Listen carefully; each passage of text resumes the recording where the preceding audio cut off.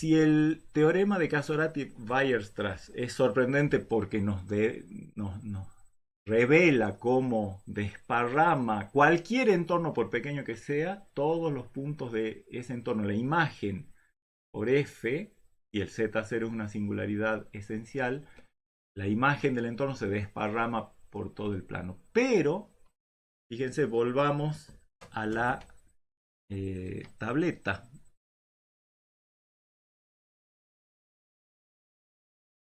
En, en la gráfica que hacíamos hace un rato, nosotros, para el teorema de Casorati-Weierstrass, decíamos, dado un entorno de radio delta, que es el que está en celeste, hay un punto cuya evaluación por Z, por F, cae arbitrariamente cerca de W. Pero nada garantiza, de acuerdo a ese teorema, que haya algún punto del entorno que valga, que transformado por la función vaya exactamente a W. Resulta que hay un teorema más poderoso que el teorema de Casorati-Weierstrass, que es el que llamamos teorema de Picard, que dice que cuando yo estoy cerca de una singularidad esencial, eligiendo adecuadamente un punto dentro de cualquier entorno reducido alrededor de esa singularidad esencial, yo obtengo el número que quiero. O sea, es mucho más fuerte todavía. Salvo quizás con una excepción, ya vamos a ejemplificar para que se entienda qué es lo que estoy diciendo. El teorema de Picard dice, si Z0 es una singularidad esencial para una función, entonces hay un subconjunto de los complejos que tiene o es el vacío o tiene a lo sumo un elemento, tal que para cualquier delta positivo, o sea, cualquier entorno de radio delta alrededor de Z0 y todo W número complejo, quizás, digamos, salvo que esté en E, con lo cual como E tiene cardinal a lo sumo 1, entonces esto es como decir, casi para todos los números complejos, salvo una posible excepción,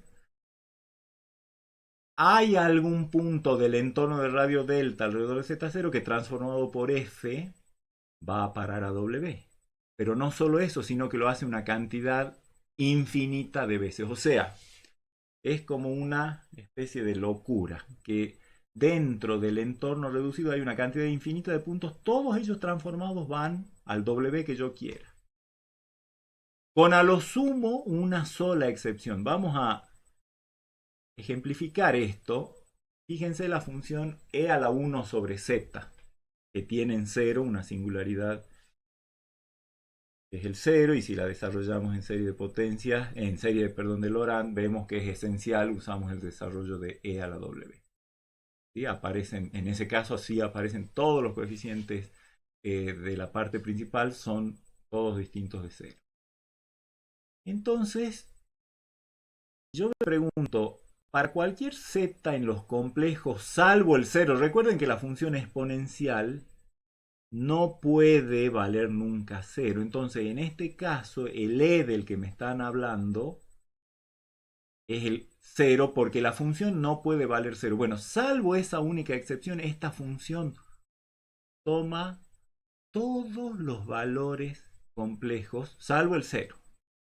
Y encima lo hace, digamos, si yo me restringo a un entorno reducido alrededor del cero, por más pequeño que sea, yo ahí encuentro números complejos que transformados por esta función van al complejo que yo quiera salvo el cero. ¿Sí? Ese es el rol del e, para decir que, y encima en algunas otras funciones el e podría ser vacío, en cuyo caso la función es biyectiva completamente reducida, no biyectiva, sobreyectiva reducida al entorno reducido. Pero bueno, acá en este ejemplo, el único valor del que habla el teorema de Picard, que es esa excepción que aparece en el conjunto E, es el cero. De ahí en más, fíjense, vamos a mostrar que cualquier entorno reducido del cero tiene puntos que valen, en los que la función evaluada vale lo que uno quiera. Efectivamente, si yo tomo en el plano W cualquier complejo, digamos ρ por e a la itita, donde ρ más vale que no sea el cero, ¿Cómo hago para encontrar la preimagen de W? Por supuesto que trato de despejar Z. Y yo sé que E a la 1 sobre Z es W si, solo si 1 sobre Z es uno de los logaritmos de W. Pero ¿quiénes son los logaritmos de W? Bueno, primero, Z tiene que ser el inverso del logaritmo de W. ¿Quiénes son los logaritmos de W? Logaritmo del módulo de W, ρ, que no es cero, así que hasta ahí vamos bien, más I por tita, el argumento, cualquier argumento, más 2kpi conforme k está en Z. Entonces, obviamente, yo puedo mirar a esto conforme k varía en Z, podría definir zk igual a 1 sobre, bueno, lo que me da esta expresión para cada k fijo. Y ahora puedo considerar qué es lo que pasa con e a la 1 sobre zk. Por supuesto que es igual a w porque el zk era una de las preimágenes. Esta expresión corresponde a una de las preimágenes de w bajo esta función. Entonces, si yo considero, por ejemplo, los zk que corresponden a los k en n,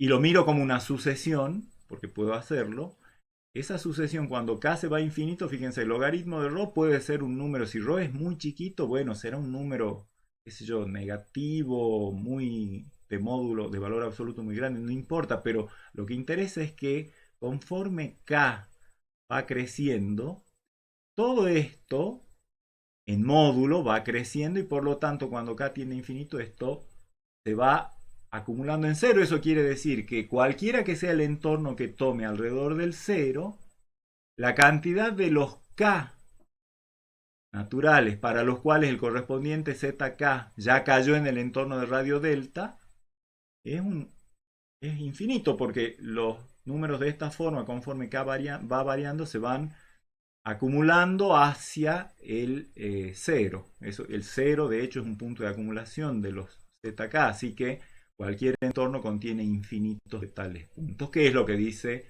el teorema de Picard en este caso. Para cualquier w que no sea el cero y cualquier entorno de radio delta alrededor del cero, yo voy a encontrar infinitos puntos en ese entorno que transformados por f caen en el w que yo me prefijé. Y el teorema de Casorati-Weierstrass, en realidad el de Picard nos serviría mucho más, pero usamos, ¿por qué no demostramos el teorema de Picard? Porque requiere de herramientas más avanzadas que están fuera de nuestro alcance en este momento. Hacen falta teorías, herramientas de la topología, herramientas del análisis funcional. Es un teorema que requiere de bastantes herramientas más avanzadas, así que no estamos en condiciones de demostrar el de Picard. Pero ya hemos demostrado el de Casorati-Weierstrass y lo vamos a usar ahora para hacer una especie de resumen de lo que es los distintos tipos de singularidades aisladas que puede tener una función y cómo se comporta la función en cercanías. Y el teorema que resume todo es el siguiente. Si yo tengo una singularidad aislada para una función f de z, la singularidad es aislada, es evitable si y solo si el límite de la función existe y es un número complejo. ¿Se acuerdan que ya hemos demostrado que si es evitable, entonces el límite es un número complejo? Bueno, el teorema se completa justamente gracias a Casorati-Weierstrass, vamos a ver cómo, con un sí, solo sí. O sea, la existencia del límite cuando z tiende a una singularidad aislada y que ese límite sea un número complejo es característico de las singularidades evitables. Punto 2 del teorema. Es un polo, el z0, singularidad aislada, es un polo, sí y solo sí. ¿Qué sabíamos de los polos? Que cuando z0 era un polo, entonces el límite no existía como número complejo, pero era infinito en el sentido del límite infinito que ya conocemos. Bueno, resulta que eso es una caracterización de los polos. Tenemos un polo si solo si el límite cuando z tiende a ese número es infinito. Y finalmente z0 es esencial sí, solo sí, no existe el límite de f de z ni en el campo de los complejos ni es infinito, por lo tanto f no tiene límite en el plano complejo extendido, ni es un número complejo ni es el infinito. Como les digo, por lo menos la ida de las dos primeras ya está demostrada en las diapositivas anteriores. La vuelta de la primera, si yo sé que el límite de f de z cuando z tiende a z0 es un número complejo, le podemos llamar L. Yo creo que ustedes ya se dan cuenta que cuando una función tiene el límite finito, entonces la función tiene que tener módulo acotado, pero por las dudas lo demostremos. Como el límite no es infinito, aparte, digamos, como el límite no es infinito, por supuesto que z0 no puede ser un polo de f de z. ¿De acuerdo? Porque si fuera polo, ya tenemos demostrado que si z0 fuera polo, el límite es infinito. La contrarrecíproca es que si el límite no es infinito, z0 no puede ser un polo de f de z. Hasta ahí vamos bien. Y por otra parte, por definición de límite, yo sé que si tomo todos los z de un entorno reducido suficientemente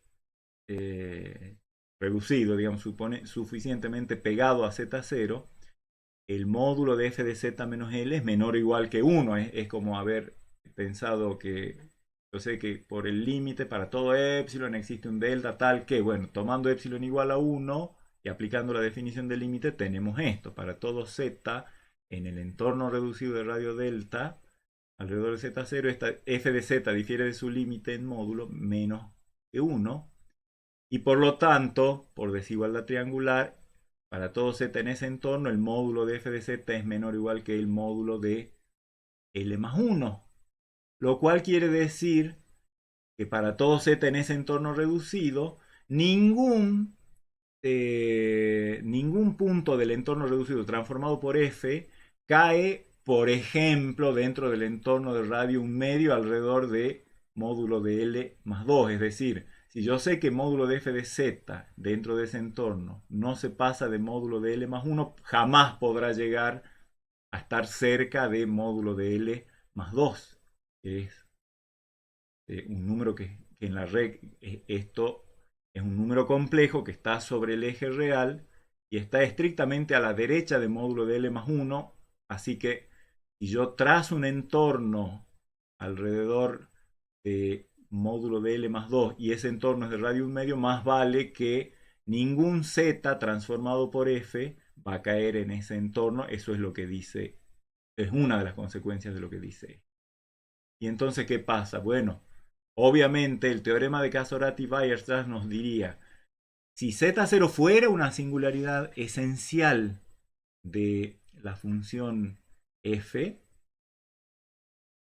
esto no podría pasar. Tendría que haber al menos un z dentro del entorno que transformado cae dentro del entorno del radio que yo quiera, alrededor del punto que yo quiera. Y como eso no está pasando acá, z0, que ya sabíamos que no era un polo, tampoco puede ser una singularidad esencial de f de z, porque no cumple el teorema de Casorati-Weierstrass. Por lo tanto, sin z0, ¿cuál era la información que yo tenía? Que z0 tenía la característica de que el límite de f de z, o sea, z0 era una singularidad aislada, tal que el límite de la función cuando z tiende a z0 era el número complejo finito L. Entonces, ese z0 no puede ser un polo, no puede ser una singularidad esencial, la única que le queda es ser singularidad evitable y ya tenemos demostrada la vuelta. La vuelta del punto 1. Vamos con el punto 2.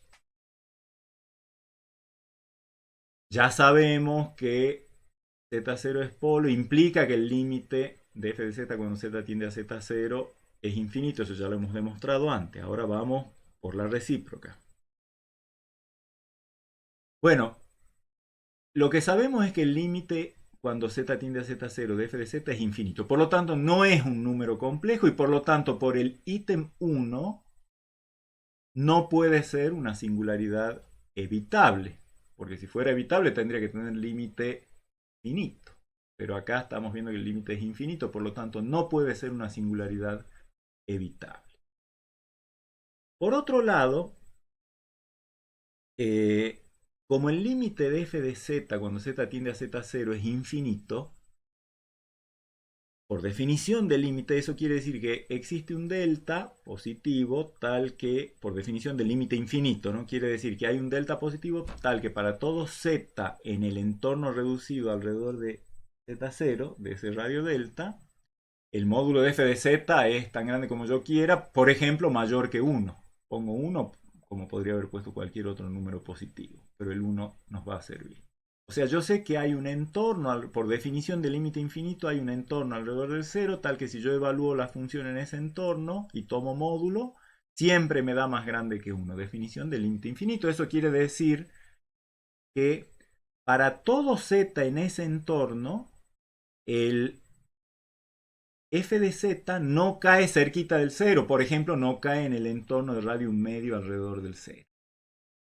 Entonces, de nuevo, bajo esta hipótesis estamos viendo que no puede ser z0 una singularidad esencial porque no estaría cumpliendo el teorema de Casorati-Weierstrass que sabemos que se cumple. Así que z0, que ya sabemos que no es una singularidad evitable, en este caso de que el límite sea infinito, no era una singularidad evitable y tampoco por el teorema de Casorati es una singularidad esencial de la función. Y entonces, ¿qué alternativa le queda? Ser un polo.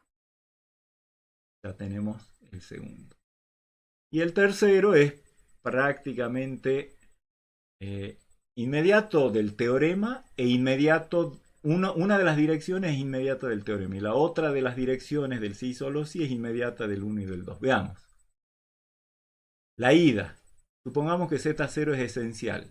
Por lo tanto, vale el teorema de Casorati-Weierstrass y dice que gracias a que ese teorema es cierto, sabemos que cualquier entorno de z0 contiene puntos donde el módulo de f de z es arbitrariamente grande porque recuerden que la imagen del entorno se desparrama por todo el plano complejo, pero también puntos en los que el módulo de f de z es arbitrariamente pequeño porque el 0, digamos, si yo tomo cualquier entorno alrededor del 0, el teorema me dice que hay un z en el entorno tal que f de z cae cerquita del 0. Así que en un entorno, en cualquier entorno de z0, hay puntos donde el módulo vale tan grande como yo quiera y puntos donde el módulo vale tan chico como yo quiera.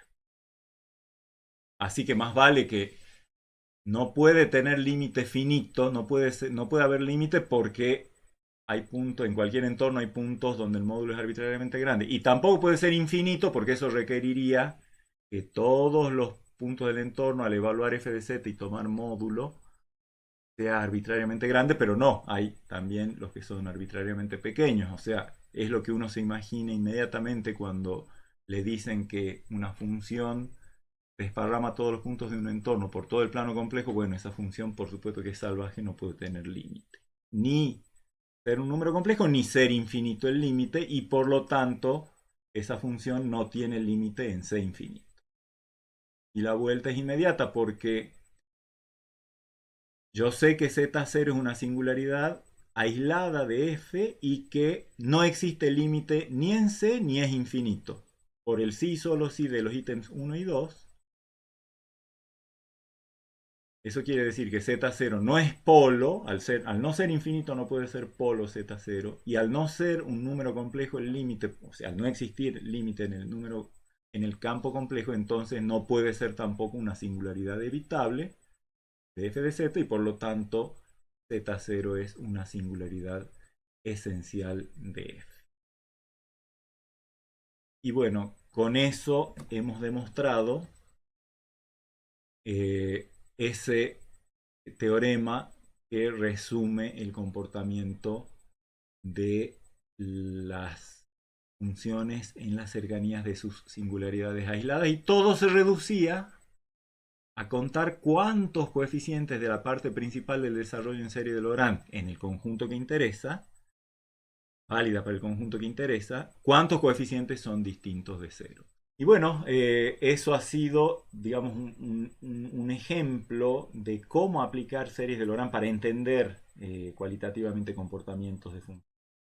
La clase que viene vamos a ver la importancia que tienen las singularidades aisladas para mejorar nuestra capacidad de efectuar cálculos de integración sin, por supuesto, ya muchas veces vamos a poder resolver integrales casi mentalmente, aunque parecieran difíciles.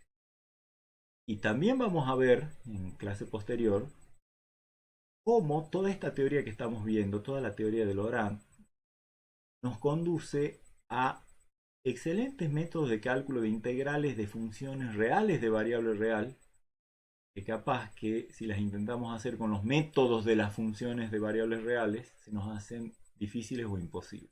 Eso vamos a estar viendo en la clase que viene. Nos vemos, hasta luego.